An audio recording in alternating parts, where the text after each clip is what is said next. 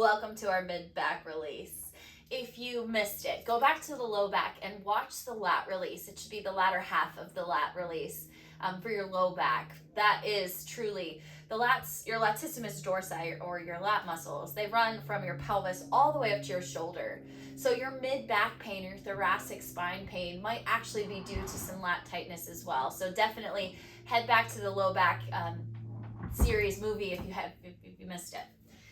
Without further ado, moving into our mid-back, I want to just talk about your paraspinal muscles, or your erector spinae.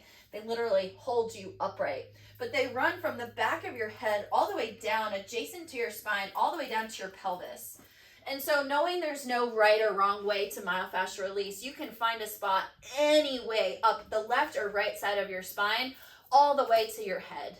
And so there's not a wrong place to do this, but do try and avoid the bone. Do try and avoid your vertebra. And so finding a spot somewhere on your rib cage, but again, to either the left or the right of your spine, you're going to come to lay on your back. And first and foremost, we find our little scribble, up and down, maybe a little side to side. You might feel sensation on the back. You might also feel a little bit of sensation on the front. Your ribs is a cage. It goes from your back all the way to your front as it inserts on your sternum. And so just be conscious of that. And knowing that everything's connected, your breath, the big diaphragmatic breathing, inhaling through your belly, feeling your rib cage expand and your rib cage contract with an exhale or come together. Sometimes just taking big diaphragmatic breaths might be enough. And if you need a little bit more, you might not feel too much here. You're going to start to just extend your arm overhead. Again, almost like you can make a snow angel.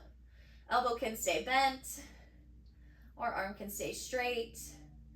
You might find some diagonal patterns, reaching your hand to your opposite shoulder and back, maybe adding a little bit of twist with your hand with your shoulder.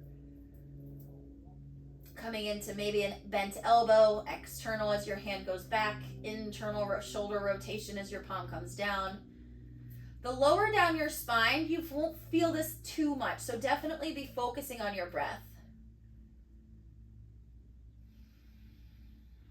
But as you work your way up to your shoulder blade, and we're going to focus more on this when we talk about the shoulder in the shoulder myofascial release video, but the closer you get to your shoulder blade, you definitely will notice more of a sensation change when you start to actually move your shoulder and get your shoulder blade involved.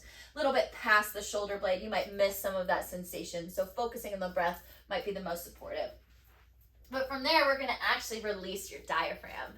And so this is one of my favorite releases. It's pretty intense. But if you have any sort of thoracic spine stuff going on, like those feelings of you just feel like your back needs to pop or crack, something like that, sometimes this diaphragmatic release is everything that you need and more. And so without further ado, introducing the diaphragm to you guys. The diaphragm is a muscle. It lives in our rib cage, inside. And so if you think about Alfred, he's the perfect model for this because he's got no muscles. If you think about the diaphragm, it lines your rib cage. Almost if I could take a balloon and blow it up in there, that's literally what the diaphragm looks like. And so when you take a breath in and your ribs expand, your diaphragm actually contracts and shortens and helps pull your ribs apart. On your exhale, ribs come together. Your diaphragm lengthens, helps push the air out of your lungs as it draws the sides of your ribs in together. All 360 sides. All sides, front, back, and left and right. Inhale, diaphragm contracts, shortens, ribs come apart. Exhale, ribs come together, diaphragm lengthens and relaxes. Inhale, shortens. Exhale, lengthens. And so, focusing on this diaphragmatic breathing, you're going to take your ball, and a squishy ball is super supportive here, right inside your ribs. And so I like to start on the outside, further towards the side body, instead of starting right in the middle. I find the middle to be a little bit intense to start, but whatever, go there if you want. If not, start at the side. You're gonna just trace your ribs all the way down. Whether you can feel them or not, just get in that general vicinity. And you're gonna take the ball underneath your belly, come to lay on your belly, and almost like you can, again, scoop the ball into your rib cage. That's the goal. But again, tolerable on a scale of 1 to 10. 10 is simply, I cannot breathe through this. Even still, you want to stay somewhere between a 6 or a 7. Once you found your spot, you're taking big belly breaths. That's typically all you need to do. If you need a little bit more from your elbows, you can drop your head. Keeping your knees bent at first if you want. Straightening them might create more of a sensation. The choice is yours. Big belly breath in.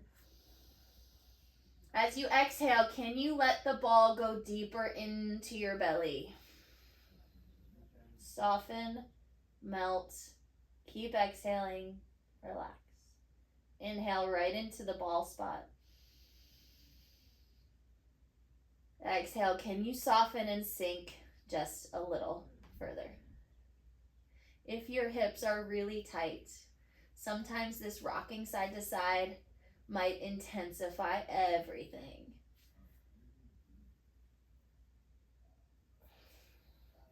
And once that feels complete, just gently walk yourself back up, or you can just scribble it over, but move the ball a little bit closer towards the midline of your body, towards your sternum, or what we call your xiphoid process.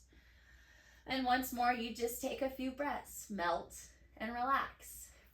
Take your time moving through your diaphragm. Again, a soft ball is so supportive here. But slow down, connect to your breath. Notice popping and clicking in your spine, totally normal here. But start to connect. This place is your sense of true power, and really overall intuition center. So connecting to your diaphragmatic space, this place in your being, is so important.